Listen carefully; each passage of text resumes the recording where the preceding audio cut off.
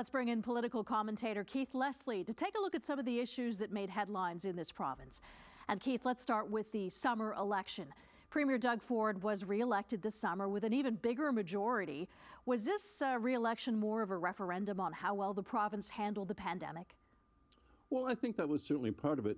But it comes right down to the fact, I think Premier Ford and the Progressive Conservatives ran a much better election campaign or re-election campaign than the Liberals and New Democrats, who really failed to present a viable alternative to voters or convince them that Doug Ford and the PC should not be re-elected. So the pandemic handling was pretty well done, but I think overall they were judged on looking forward. They were the ones that were a viable government. And speaking of looking forward, Ford did vow to rebuild the economy as he took the oath of office for a second term.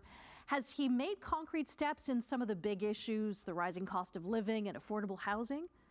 Well, his biggest campaign issues really were, of course, housing and highways, but he never said he was going to reopen the Greenbelt to get them built.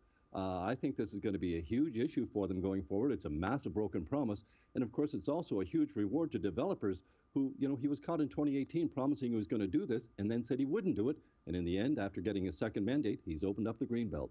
Now, let's move on to healthcare now. It is proving to be one of the biggest issues in this province, and yet there was no new funding for healthcare in the fall economic statement.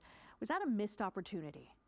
Oh, absolutely. I mean, we're seeing our hospitals in crisis. McMaster having to turn away young kids. CHEO in Eastern Ontario having to call in the Red Cross. Emergency department wait times are just off the charts.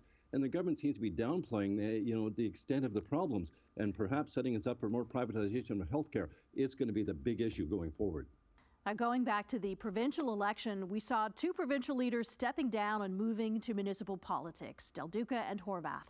Was that surprising, and has that political vacuum been filled in either the Liberal or NDP party? Well, it wasn't really that surprising. I mean, clearly both politicians had an exit plan for if they lost on June the 2nd, and that was another election municipally 5 months down the road, and they both got to be mayors again. They're both career politicians. The NDP have already picked a new leader. No one ran against her. It's Toronto Davenport's Merritt Stiles, but that means they didn't have a leadership race. They didn't raise any new money, no new members, and no new ideas. The Liberals, on the other hand, I think are going to take at least another year before they pick a new leader. Which will make an interesting election when we get to the next provincial one. All right, thank you so much, Keith. That's political commentator Keith Leslie. Thank you.